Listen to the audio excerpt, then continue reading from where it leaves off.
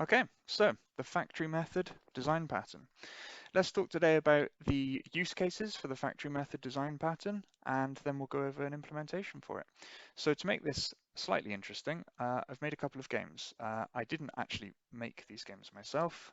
I will put the link to the original code in the description, but what I have done is implement the instantiation of the games for you to see how we can use the factory method design pattern to actually return different types of games depending on what we input into this prompt here.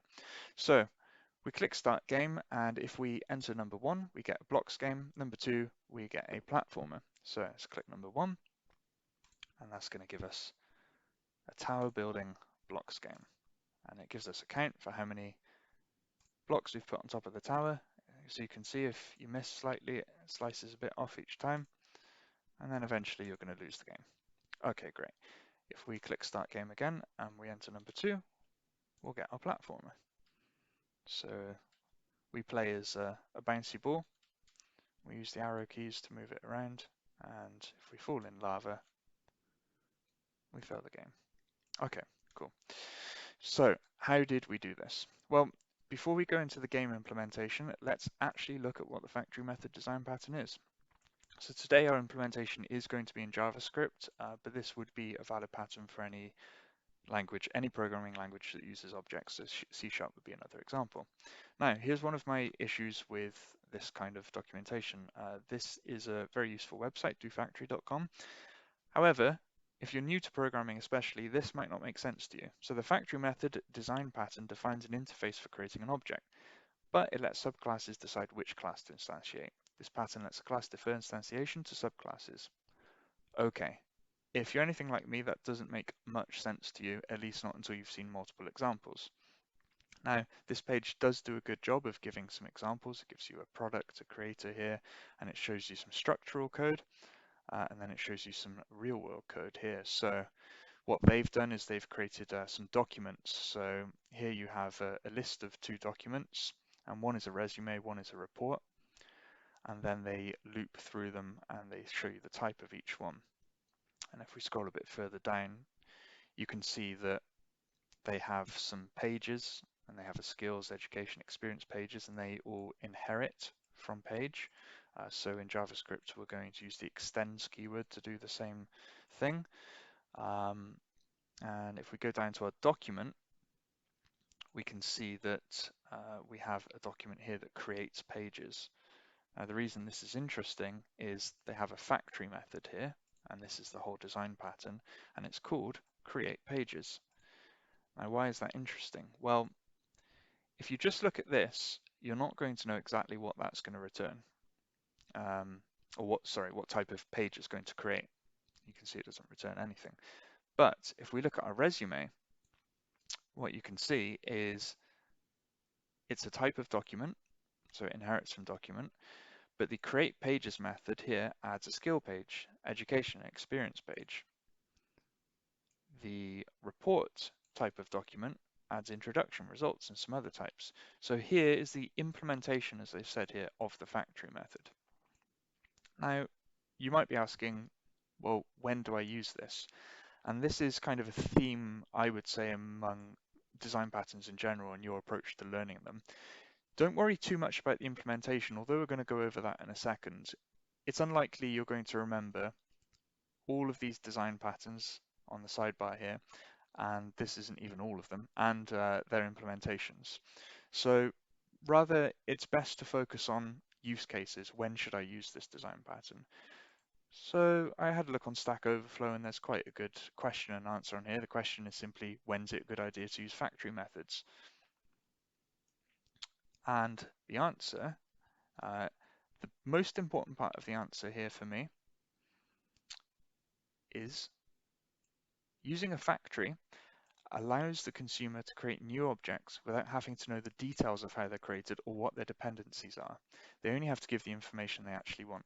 So this, for me, is the most important part of this answer. So what we're saying is, if we're a consumer, if we're a client, and we are creating something, we don't need to worry about how that's done or what the dependencies are. So if we go back to our example here, we have a game and we want to create some type of game. So how do we do that? Well, let's run through it from the beginning, and this should all become a bit clearer to you. So we have some simple markup here. Don't worry too much about the actual HTML and the elements that are in there, because we don't need to worry about that for the purposes of this demonstration. These references are either these files, and we've got a few external ones here. I will post a link in the description to the GitHub repository, so you can come here to Factory Method Game. You can copy this link here, and you can simply run git clone and then paste in this address to download the repository. And then once you've done that, all you have to do is open the HTML file in a browser, and you should be in the same place as I am now. If you open the folder in Visual Studio Code, you should see something exactly like this. So we have a button on the page, and the button has an on-click listener, so an event listener. That means when we click that button, it's going to run a function called start game. So if we go back to our browser and actually inspect that button, we can see here that when you click it, it's going to run start game. So your next question is going to be, well, what's start game? So if we go to our app.js, start game is here. Now you'll recognize this part. It creates a prompt. So that's the first thing it does. And it asks us to enter a game type, 1 for blocks or 2 for the platformer. And whatever your response to that, it stores it in this variable here called game type. Now, this is the interesting part. This is where we make our game. So we have a const called game, and in that we're going to store the result of factory.createGame. Now, what's a factory? Well, in this case, we've created a game factory. And if we go to our game, the game factory has a method on it called createGame. And remember, we pass in our type. So if we go back here, the game type that we pass in is the result of our prompt. So it's either 1 or 2.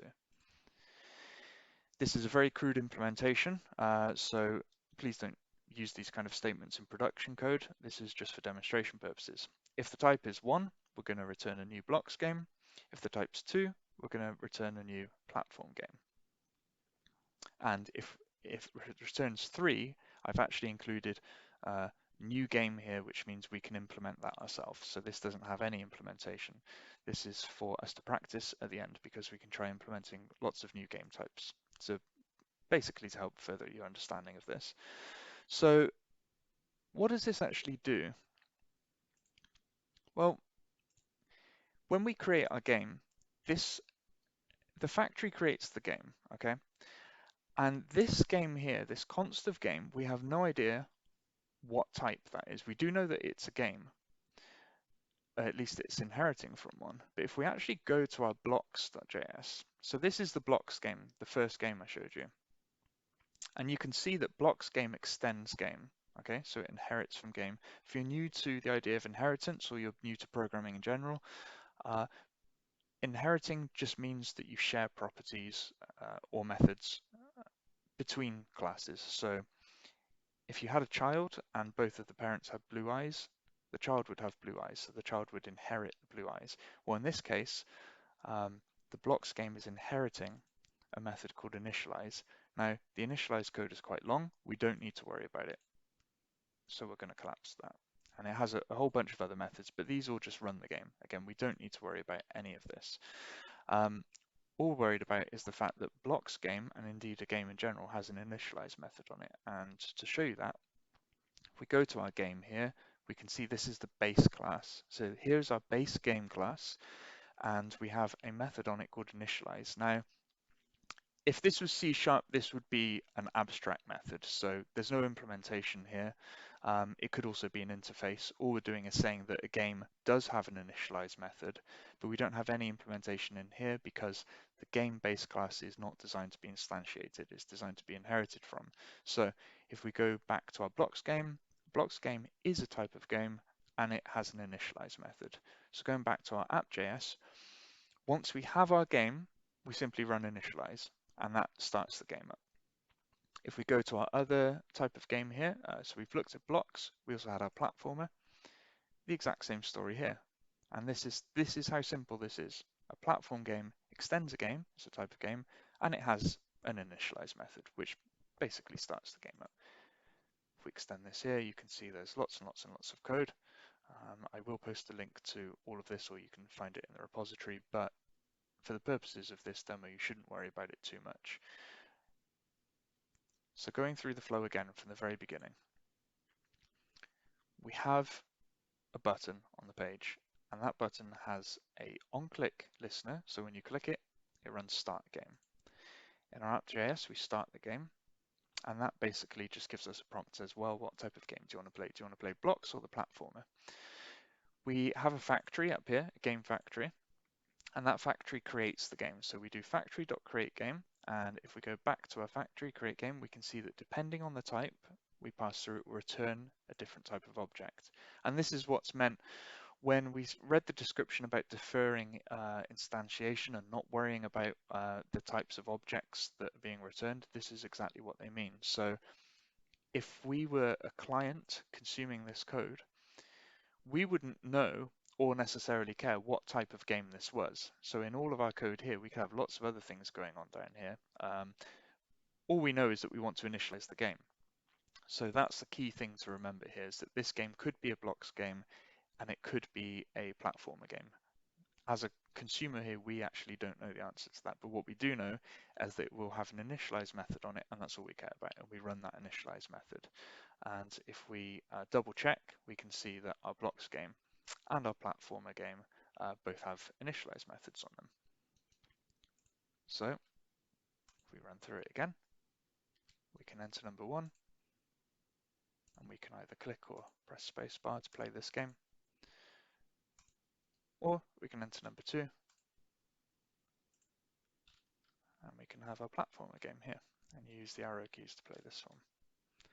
And I've never actually bothered to go much further than the lava here, although I did find out you change color if you go into these portals, and some of the portals open up new routes for you to take.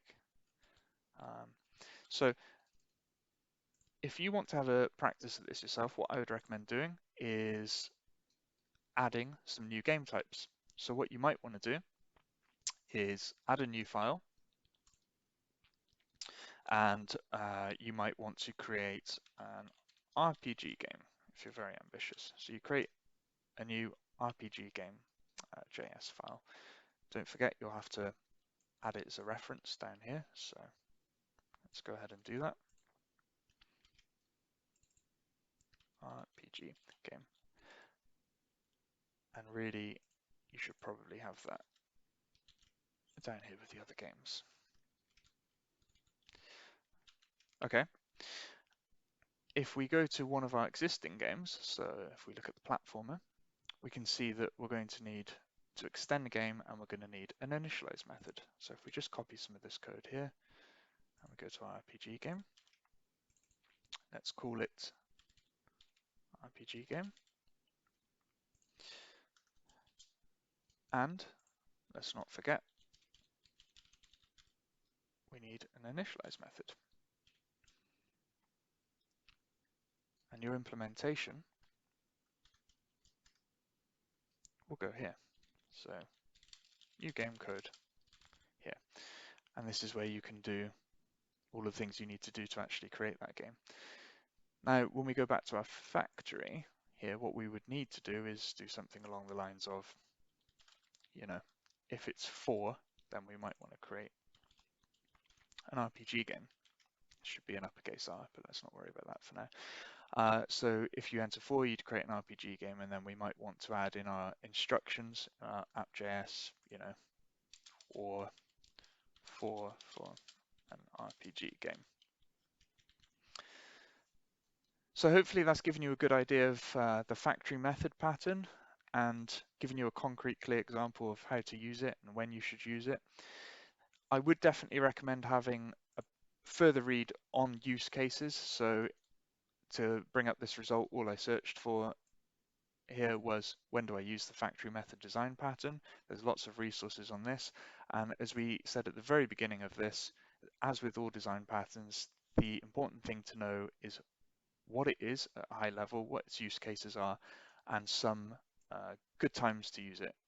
When might you want to use it? The implementation you can always look up at a later date, or you can ask something like GPT to help you out. But Hopefully that's given you a good idea of what you should do. Have a play with it, download the repository, add some more games yourself, and after that you should have a really good understanding of the factory method design pattern.